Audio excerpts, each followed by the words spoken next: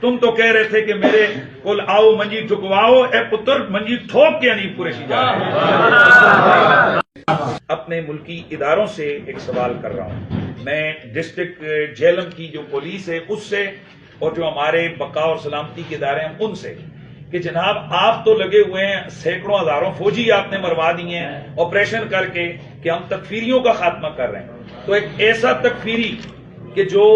آپ کے بالکل بغل کے نیچے ہے، اور وہ اتنی بڑی ہے تو کسی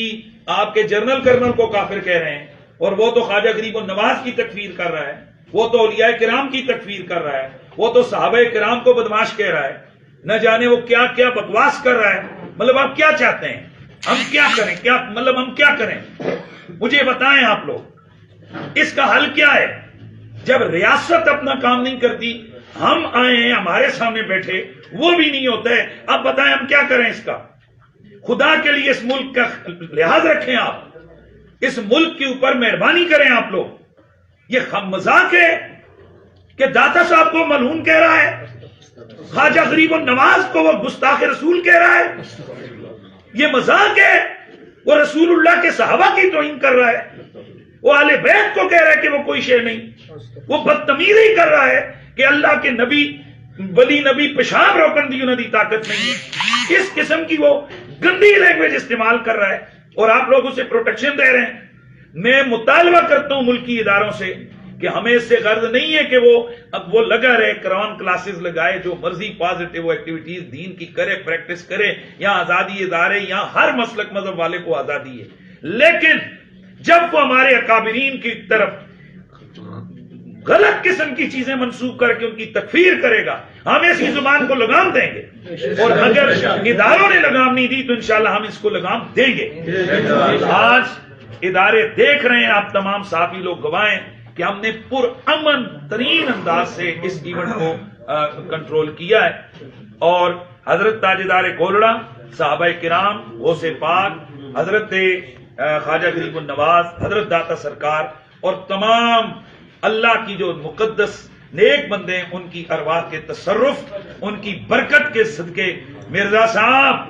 تم مانو نہ مانو یہ ہوتا ہے تصرف، اور یہ ہوتی ہیں برکتیں۔ تم تو کہہ رہے تھے کہ میرے کول آؤ منجی ٹھکواؤ، اے پتر منجی ٹھوک کے نہیں پورے جا رہے۔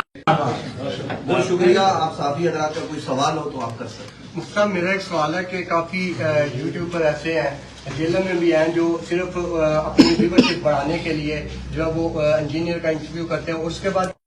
کسی عالم دین نے نہیں بتایا، ان کے بارے میں کیا کہیں گے؟ دیکھیں، یہ جو یوٹیوب کی دنیا ہے یہ بڑی محدود دنیا ہے۔ آج اگر یہ ویب سائٹ کسی وجہ سے ختم ہو جائے،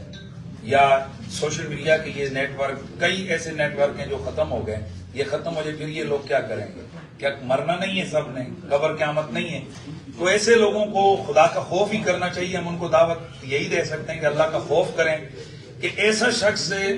کہ جس کی اپنی خود تعلیمات اس کی جو ہے نا وہ مذبذب ہے، وہ صرف اور صرف جو عام قسم کے لوگ ہیں جنہیں سیدھی نماز بھی نہیں آتی، وہ ان کو قائل کر سکتا ہے، وہ ان کے سامنے اپنی جناب والا ایفیشنسی دکھا سکتا ہے، شہری بگاڑ سکتا ہے۔ میں دعوے سے کہتا ہوں کہ وہ کسی بھی مسلک کے کسی ذمہ دار عالم کے سامنے جس نے درسیات پڑھی ہوں،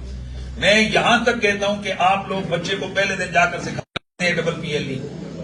میں ہمارے مدارس میں سب سے پہلے بچوں کو صرف ناو سکھاتے ہیں، وزارہ بھائی یادرے وہ پڑھاتے ہیں۔ مرزے کے بارے میں دعوے سے کہتا ہوں کہ اسے صرف کی گردانے اور مصادر سے ان کے جو سیغے بنانے کا طریقہ اور ان کی تعلیلیں، اس کو اس کا پتہ نہیں۔